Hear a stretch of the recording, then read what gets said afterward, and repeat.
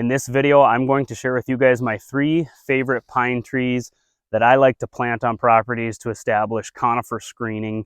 I'll talk about the strengths of each one, which properties I really like and why I want to plant them, and then also the drawbacks and kind of the cons.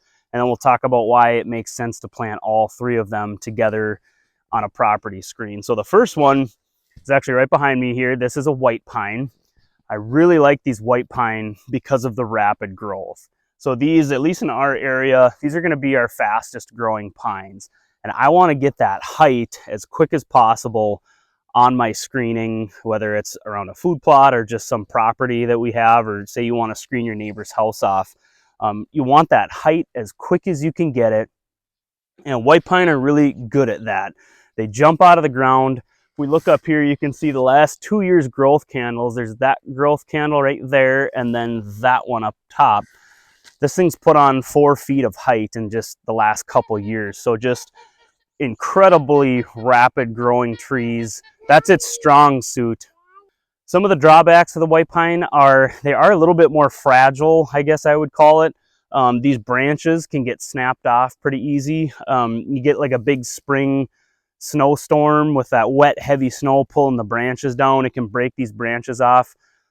This is the most preferred deer browse tree out of all the pine trees. They will go after this like candy, and it's just unbelievable. So you got to protect them. But so that's a drawback, is the heavy deer browse, the weaker branches, and then they are susceptible to like blister rust and different diseases and things like that. Sometimes you'll have a nice mature white pine, and all of a sudden you'll see flagging in it, like a big orange or red branch where all the needles are dead. That can kill the tree. So it's a more fragile tree, but it's super vigorous, and that's why I want it in that stand of trees, is to jump out of the ground and get us that height right away. All right, so the second tree that I really like in a conifer screen is this one right here. This is a nice red pine, and a couple of reasons why I like these red pine. But first off, the needles are really thick and dense. So they actually have a heavier, thicker needle than the white pine. And this is just going to create better screening. These long, heavy, thick needles, it may not grow quite as fast as the white pine, but when it does, those needles are long, and it's going to create that visual obstruction that I'm looking for, whereas white pine can be a little bit light on that at times. This is going to be a nice, heavy, walled tree, coming in the middle of my conifer screen. The other reason I really like these red pine are because, well, number one, the deer don't browse them quite as much as the white pine. But if you have high deer numbers, like around a food plot, up by a house in an urban area, they'll still browse these red pine. And we have to protect them here, unfortunately, where we're at, because the deer will still eat these. We get harsh winters where we're at, so a lot of times these pine buds can become the only forage for the deer. But the other thing is, it's just so well adapted to so many different soil types. You can plant these things anywhere. A lot of you, if you're familiar with like the Canadian shield rock country, you'll see these white pine and red pine just growing right out of the rocks up on, some Canadian shield lake. It's really cool. So again, they just grow so well anywhere. These heavy, thick needles are going to really create a wall. I definitely want this in my conifer screen. All right, now last but not least is the white spruce. This is my 3rd tree in the list. Definitely want white spruce in my conifer screen because these spruce are going to keep their branches down to the ground better. As this tree matures, it'll want to try to keep branches all the way down, whereas the red pine and white pine will naturally want to trim those bottom branches and keep all of their needles up top.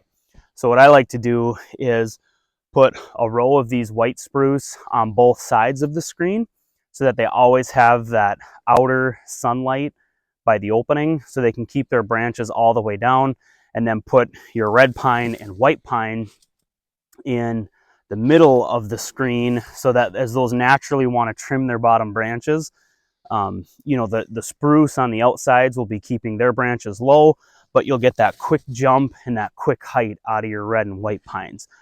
Another strategy you can do, and we've kind of done that here, you can see behind me all these trees you see, these red pine and white spruce that have been planted behind me, we actually transplanted these several years ago. So there's actually a big mature white spruce behind the camera here that had a whole bunch of little volunteers coming up, and we just dug those up quick in the same day, plugged them into the ground everywhere you see behind me.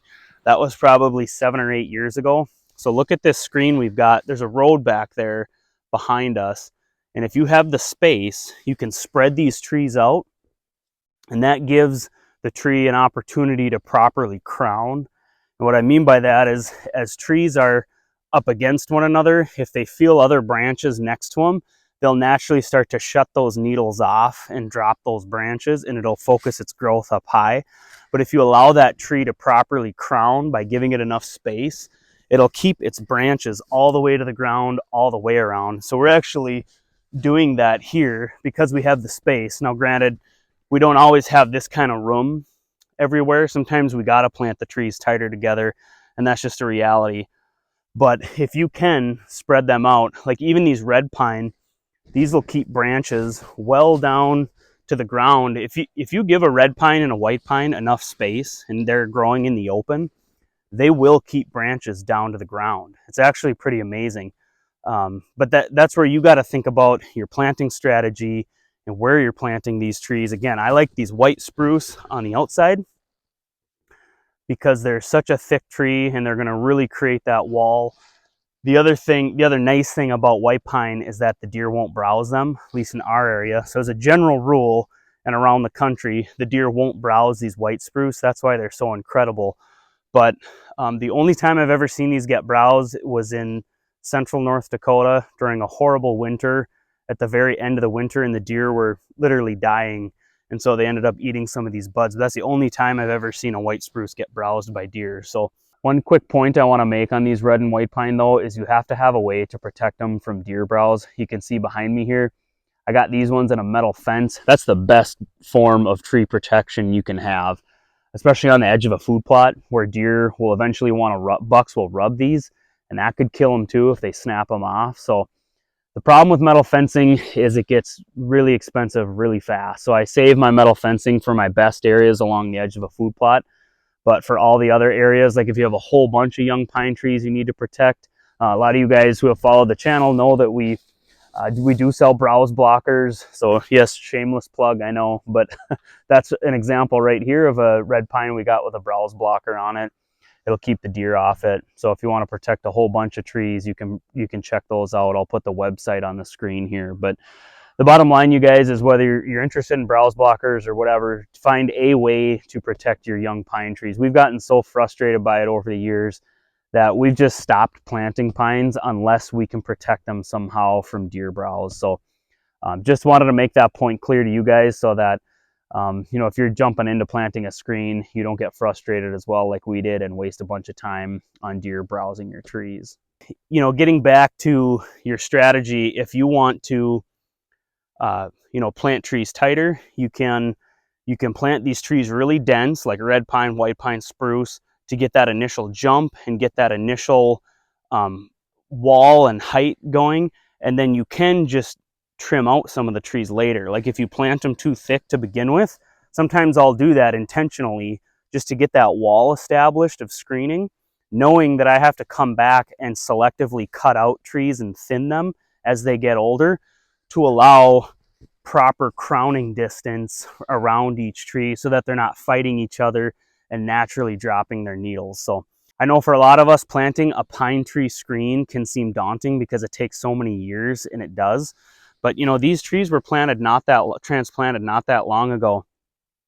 7 to 8 years, you can have a lot of your red and white pine, over your head in height. So you can build a screen, in the big picture pretty fast. And I know 7 to 8 years seems like a long time, but think of it this way. That time is going to pass anyways. If you're debating on planting a conifer screen or not, if you're willing to just plant those trees today and get them in the ground, you can use switchgrass, annual sorghums. You can use other type of annual screens or grass screening in the meantime to get you by for those 7 to 8 years. But then once you get your pines up and established, you're done. You got a permanent screen then, and you're all set. And that time is going to pass anyways. Whether you plant trees or not, that 7 to 8 years is going to go by anyways. So you may as well plant some trees now and have that in the future. So just something to think about there. We love transplanting trees. Again, these were all transplants. We do bare root as well though. One thing with these white spruce is if you're planting bare root, these can be really finicky, especially if you're in grasses. The grass will kill these and just not allow them to get past their first 1 to 2 growing seasons. So that's where you can use mulch or different things, but that's a different video. Just something to think about. Transplanting is a great option.